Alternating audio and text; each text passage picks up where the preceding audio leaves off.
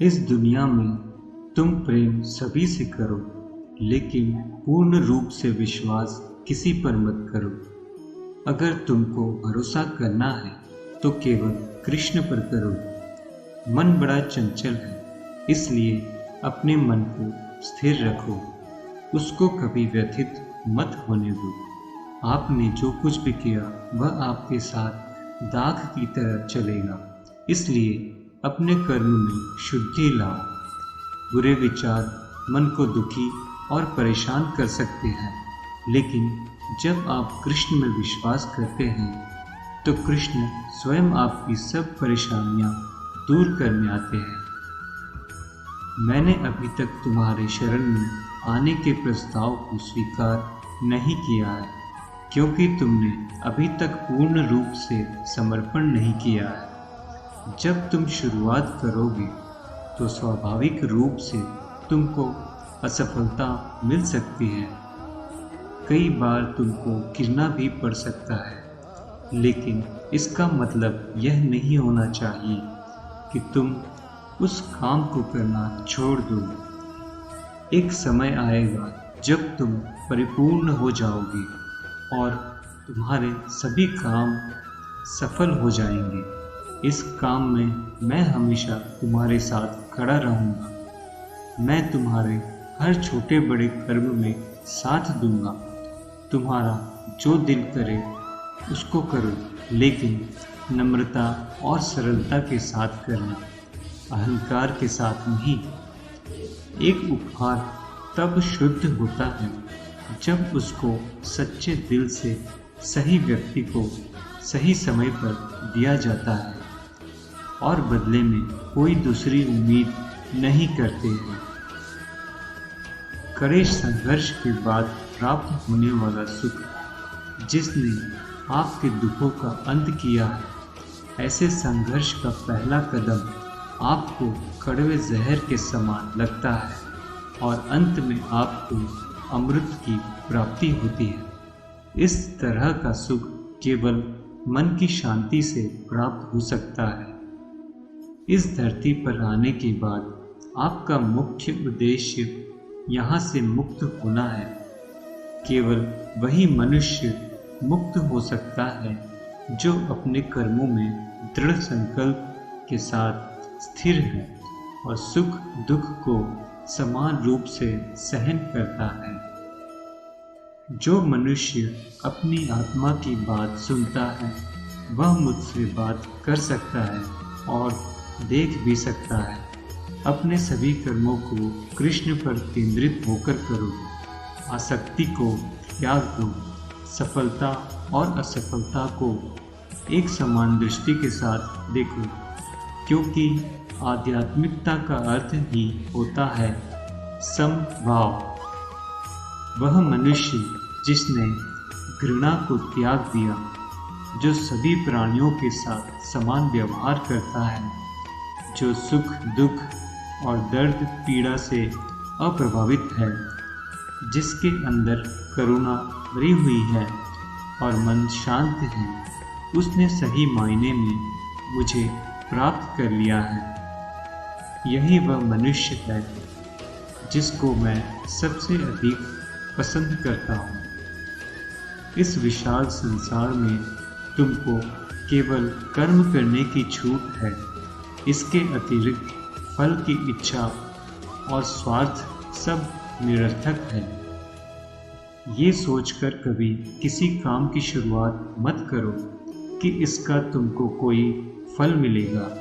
बिना किसी लालसा के कर्म करो। जो आदमी मुझे हर चीज़ में देखता है और मेरे होने के एहसास को अनुभव करता है, वह मेरा सच्चा भक्त है। ऐसे भक्तों से मुझे प्रेम है। इंद्रियों का काम ही है भटकाना। जब कोई मनुष्य अपना मन उनके पीछे छोड़ देता है तो समझ लीजिए कि उसने छेद वाली नाव में सवारी शुरू कर दी, जिसका डूबना तय है। ऐसा कोई नहीं है जिसका सदियों से अस्तित्व है, और ना ही ऐसा कोई है जिसका सदियों के बाद अस्तित्व रहेगा।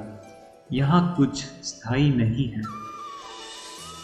वह सभी चमकदार वस्तुओं में प्रकाश के स्रोत के रूप में स्थित है। वही सभी प्रकार के अंधकार से परे और अव्यक्त है। वह ज्ञान का विषय है और वही ज्ञान का लक्ष्य है। वह सबके हृदय में विराजमान है।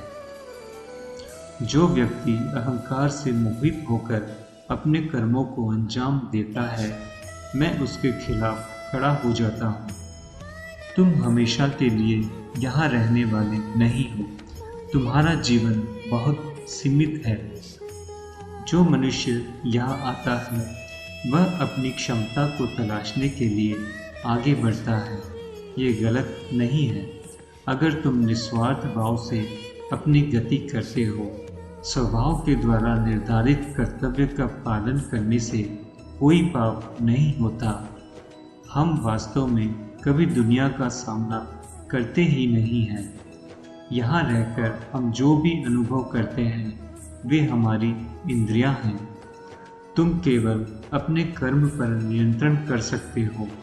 तुम्हारे कर्म के परिणाम का दावा तुम नहीं कर सकते।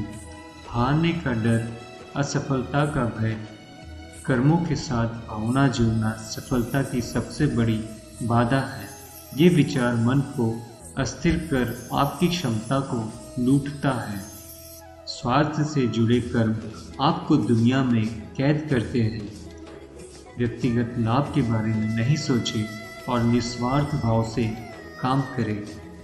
अपनी इच्छा शक्ति से खुद को नया आकार दो। अपने आप को कभी स्व इच्छा से नीचा मत होने दो। बुद्धिमानी तुम्हारी चेतना को एकीकृत करती है और कर्म के फल के प्रति आसक्ति को त्यागने में मदद करती है। दूसरों के सुख दुख पर कोई यदि इस प्रकार से प्रतिक्रिया देता है जैसे वे उसके अपने हैं, तो उस व्यक्ति को सच्चा आध्यात्मिक माना जा सकता है। मैं हर समय से यहाँ पर था। ऐसा कोई समय नहीं है जब मैं यहाँ नहीं था। मैं समस्त भूत में विद्यमान था और समस्त भविष्य में विद्यमान रहूँगा।